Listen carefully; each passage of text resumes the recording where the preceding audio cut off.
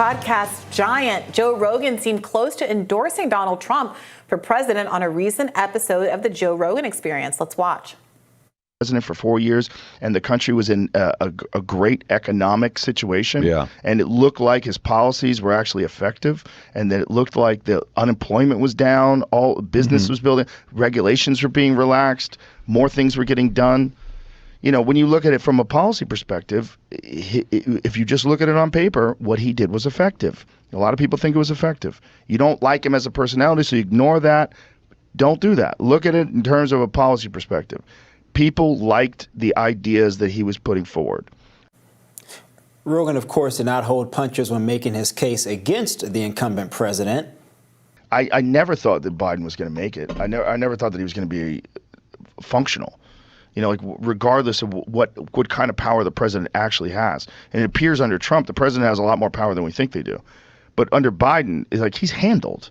Like he's just out there talking and saying, the real problem is Donald Trump. Donald Trump, what he's done is terrible. What he did in the office. It's all nonsense. It's like everyone's treating him with kid gloves because they. So this is a significant I shouldn't turnabout. laugh, right? I shouldn't laugh. Oh no, I think it's fine laugh to laugh at a Joe Biden impression. I mean, because it's Joe Biden's choice to take the future of the democracy in his hands when there have been so many credible reports about him not necessarily being cognitively or physically able to do the job. The cover of the New York magazine, the news cover of New York Magazine that came out today, has a picture of Biden, Pelosi, Donald Trump, and Mitch McConnell in a race with walkers, because the crisis of our gerontocracy has become literally a cover story, front page news. So I think all of that is fine. But to the Joe Rogan story, this is a significant departure from the stance he used to have on Donald Trump. He has consistently said that he's very resistant to having Donald Trump on. He has never been on the program. Back in 2020, he gave a kind of tacit endorsement of Bernie Sanders, who he did have on the program. All the other political candidates clamored to come on afterward. He didn't want to have them on because he wasn't ideologically aligned with them and he felt like they were fake.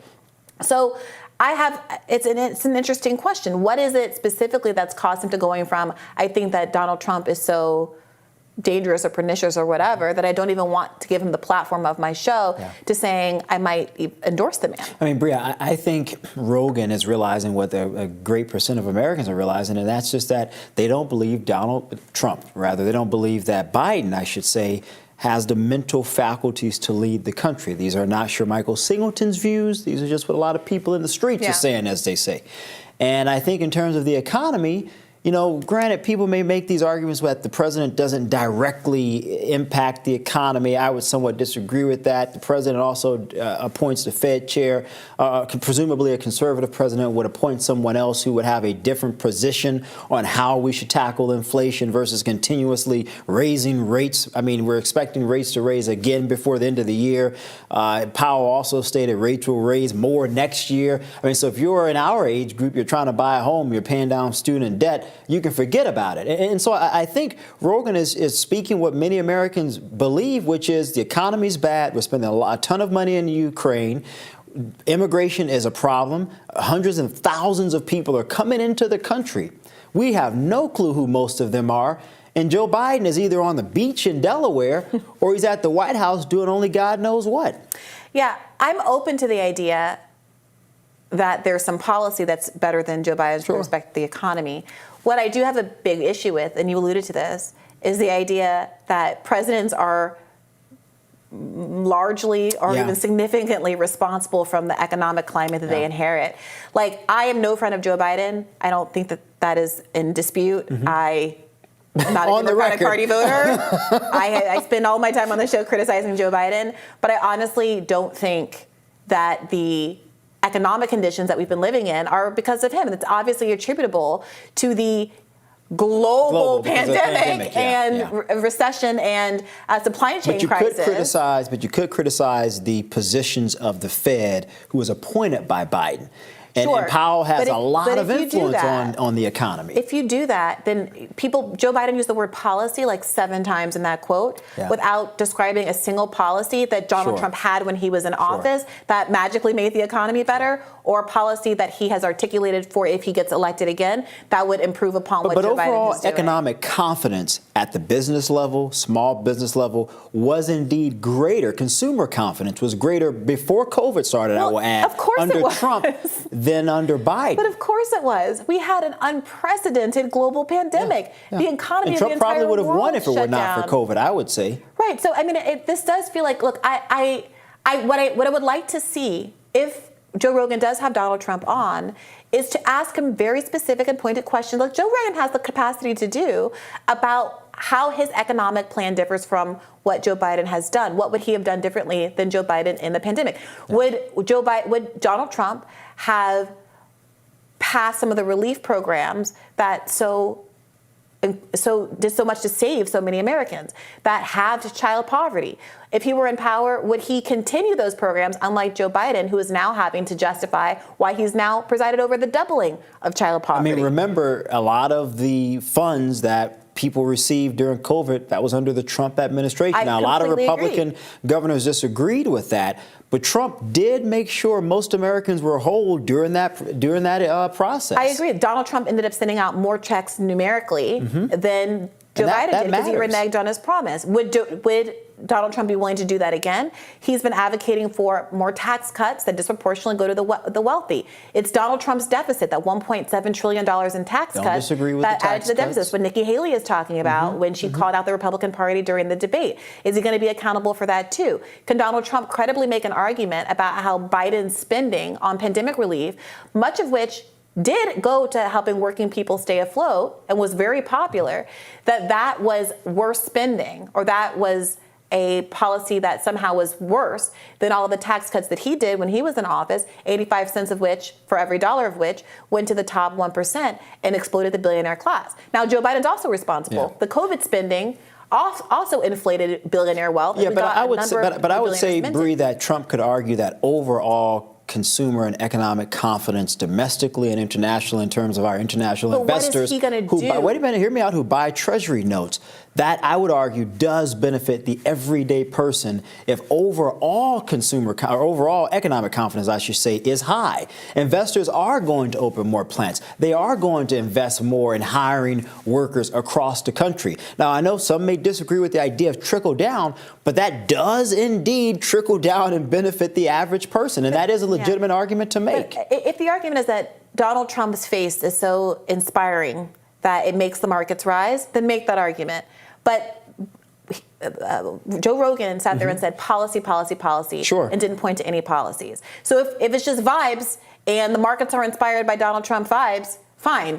Yeah, but again, I would say a policy position, if I were advising the Trump White House, would be in terms of basis interest rate point increases. We're not going to do that any longer. I would say the Fed chief, at your point, needs to also adopt that position. That is a direct position. I would also argue securing or addressing the issues at the border. That's an important issue that have economic implications for regular working people, particularly those in the South. I would also add not sending hundreds of billions of dollars to the Ukraine and redirecting those funds for communities that need them more so to be more viable. That benefits the average American person. So there absolutely is an argument that could be made from a policy perspective. But they're not making that argument. And those are a lot of issues that aren't the economy and inflation, which was specifically the target there. I would just say at the end, it is not true that cutting aid to Ukraine benefits Americans unless you also agree to spend more domestically, which Republicans, as a small government party, are not willing to do. They voted against all the most popular policies in the Build Back Better relief. They fought all of the spending tooth and nail, even though now Republican politicians on the local level are standing there at the ribbon cuttings and applauding all of these infrastructure projects and acting like they are responsible for them. So this is a bait and switch. I just want to be very clear to the American people.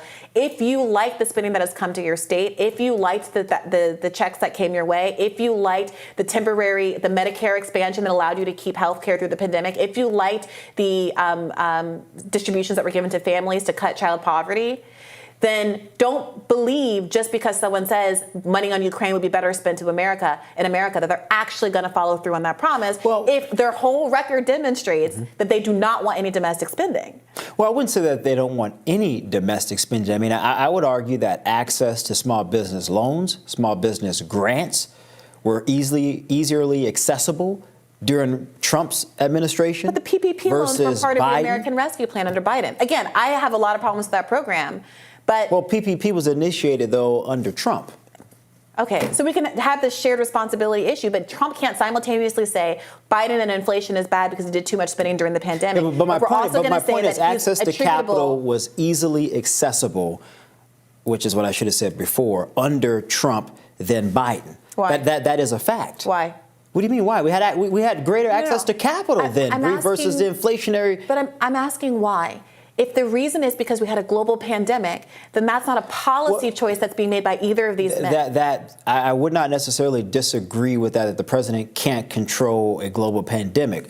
But again, what I would say to that is the president can adopt policies that will make access to capital more accessible. When you increase interest rates, that makes borrowing harder for everyday people. No, that is a policy position. I agree. But what's Donald Trump's policy position on interest rates? Well, he should listen to Shermichael. He doesn't say anything. That's my position, okay? He doesn't say anything. So I hope that Joe Rogan nails him if he does have him on the show and ask him some questions about that. And also ask him some questions about these labor issues, the strikes all around the country that are very popular, but which Donald Trump promulgated policies to weaken labor rights. Is that going to be a tension But people for folks? can change their positions. Trump has now come out and said that he stands on the sides of workers. And I think one can have a previous position, and when new evidence comes out, you can say, wait a minute, we didn't make the best decision here. Let's pivot. And I think that's what Trump is doing. He could hypothetically do that. He could hypothetically come out saying that he wants to have a transgender vice president. Right. He could do a lot of things. Now you're pushing it, But Bree. Shermichael, there's zero evidence of him being interested in that. So I don't think if that were the case, he wouldn't be going to Michigan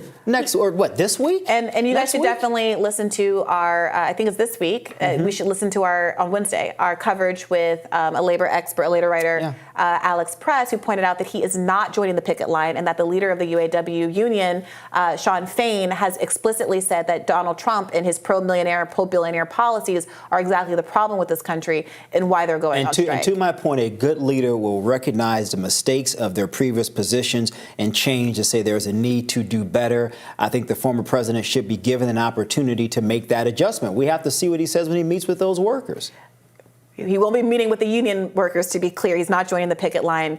It's not clear. So Biden joining the picket line all of a sudden is going to make everything better? No. I have at no point complimented or you haven't, but I'm just putting that out there. That's a good idea. In fact, off camera, I said that I think that perhaps it's not a good idea to even allow him to join the picket line. She did say that. I will give Bree her credit. All right, we've got to wrap. But please come back and join us. Shermichael will be here with me tomorrow, as he will all week. We'll also have Michael Schellenberger joining us to drop some bombshell tea on new UAP whistleblowers. You won't want to miss that coverage. And later in the week, make sure to join us Wednesday night for our 2024 debate breakdown. The Hill's Michael Schnell will speak with strategists and reporters about how the candidates did and what it means for the GOP primary going forward. Oh, Michael Schnell, Michael Schellenberger, Sure, Michael. Holy smokes, you guys are trying to trip me up. Okay, don't forget to like, share, and subscribe so you never miss any content. And for those of you who like to listen while you're on the go, we are now available anywhere you listen to podcasts. Take care, guys. See you tomorrow.